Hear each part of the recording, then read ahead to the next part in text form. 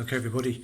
So I thought I'd make a quick video of some of the more common places that oil can leak from on the T160. It's not going to be a professional video, this I warn you, and it's going to involve a lot of me grovelling around on the floor because, of course, ideally the bike should be up in the air, but you know, obviously it's not. But hopefully it'll give you some idea. Let's have a look. First thing, I realise I can't turn the camera back round. No, I've done it this way, and if I turn it that way, then I can't see what on earth I'm filming. So that's been a bad start. Oh, Christ. Right, I'll start again. Okay, so T160 general leak points. Okay, so we're on the primary side, and first thing to notice is you've got this sort of triangular bit here, and this is a common place for oil to drip from. Now, if it drips from there, the chances are it could be leaking from much further up the engine, because in many ways that is the bottom point of the engine. Okay, so if it's leaking from the top, it's got to, you know, drip from somewhere. And what it does is it comes down, works its way down, all down the engine, and then drips from there. So a lot of people think, oh, it's coming from here, or it's coming from there. That's the drain bolt for the primary, and that's the primary chain adjuster, which in my case isn't used because I've got a belt drive on mine. So it can be leaking from there, it can be leaking from there, it can be leaking from this gasket, but if it is leaking from here, it doesn't necessarily mean it is from around here. Unfortunately, it can be from much higher up. I'll just remind you of my infamous time when I got a lot of oil. I got a lot of oil around here, and I can work out where it's coming from. And I decided it was coming from this base gasket, so I took all the head off and everything, changed the base gasket. No. Then I worked out, oh yeah, well, I'll tell you what's happening, because you can't see. I know it's coming down, it's leaking from these push rods. Can I get my finger in there? No, I can't. Oh, bloody hell. Anyway, can you see in there those chrome pipes, or alloy in my case? I thought it was leaking from those push rod tubes because they're an infamous place to leak, so I did all those. Now it wasn't leaking there. Anyway, to cut a long story short, I eventually discovered that it was leaking from these round inspection caps here. That's where it's leaking from, then dripping down onto the head. And being a T160, the oil was running forward unseen between the fins, down the back of the push rod tubes, and appearing down here. So what I'm saying is, sometimes, you know, it can be a nightmare. You think you'd be able to see oil leaking, but you can't. Even dirty oil is pretty transparent. Okay, anyway, so just be aware of that. What I always do is, if I got a leak, I use like carb cleaner or something like that, totally get it completely clean, and then a very, very short run with the engine, and then check again, and that will give you an idea where the oil's actually starting to come from, not where it ends up, because it's always going to end up at the bottom here. Right, okay. Now, in relation to this present question about a leak from the primary chain or there, the most common thing I find is you'll get an oil patch around here. All right, that is a classic place. The bike's on the side stand, you come down, and there's oil towards the back end of the primary chain case. Okay, now unfortunately, because of the start and that, everything's hard to see, but basically this is your primary chain case with a primary chain in it, and it's all full of oil. But behind that, underneath here, is, and it's difficult to see, but that is the clutch. Underneath here, behind this casing, about there below my finger, is the clutch. Now the clutch is dry, so it shouldn't have any oil in it. But the trouble is, the clutch shaft comes through this casing with oil in it, and that's where the clutch actuator mechanism is. So there has to be a shaft coming through here. So there's dry, no oil, and then obviously it's got to come through. And the trouble is, there's two oil seals on that shaft where it comes through this chain case full of oil, and those oil seals, it's those two oil seals that tend to go.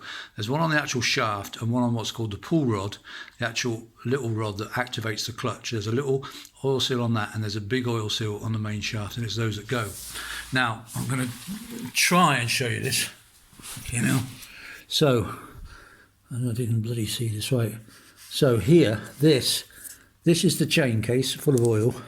Then behind it, just before we get to the gearbox over there, this is the bottom of the circular clutch housing. And there, just there where I'm tapping with my finger, that is the sort of like little air vent hole, drain hole, in case water or something gets into the casing, because of course it's dry in there.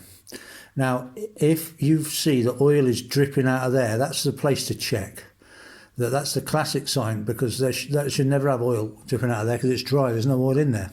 So what that is a sign is the oil is going from this casing, because one of the oil seals gone, into the clutch behind, and then running down the inside of the casing and coming out of this little drain hole here and making a nice puddle on the ground, as I say, slightly to the rear, sort of underneath the foot peg.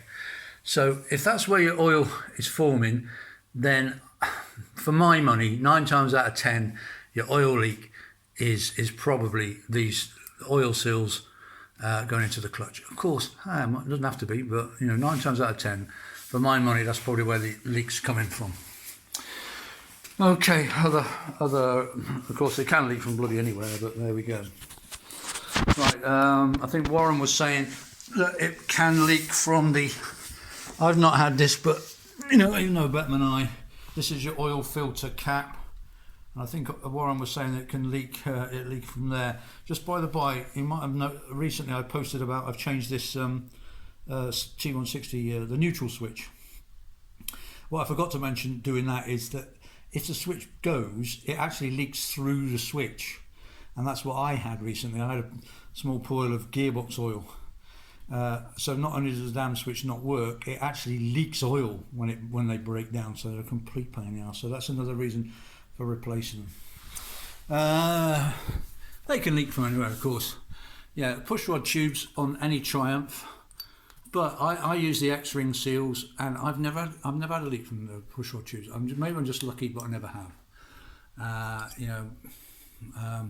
We talked. I did that thing on the cylinder head, and these are the bolts that on the T160, on the T150 it's covered up at the moment, so these are studs.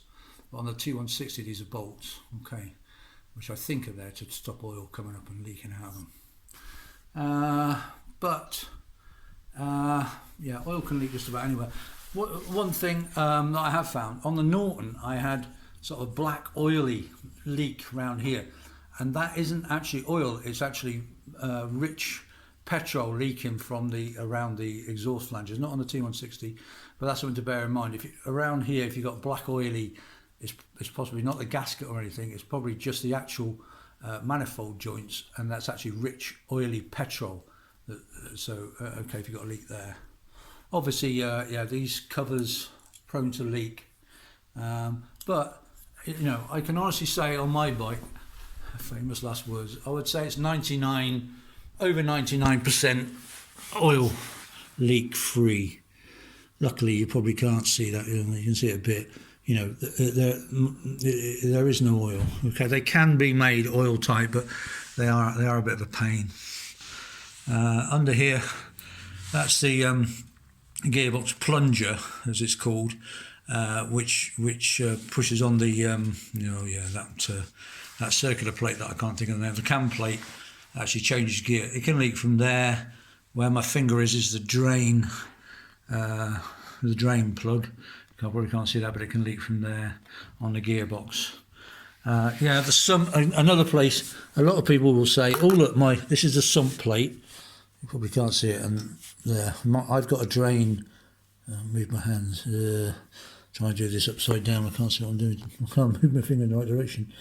Anyway, there. Am I touching it? Yeah.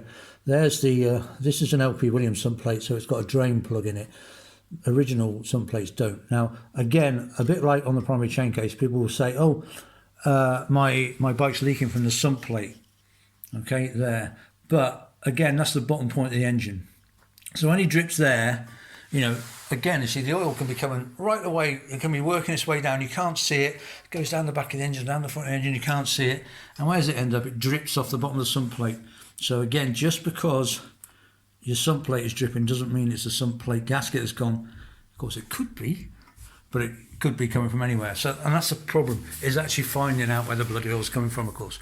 That's 90% of the battle. And like I say, it's invisible. Even old dirty engine oil, you think you better see it, but you can't. It's very thin sheen. And so just be aware of that. Okay.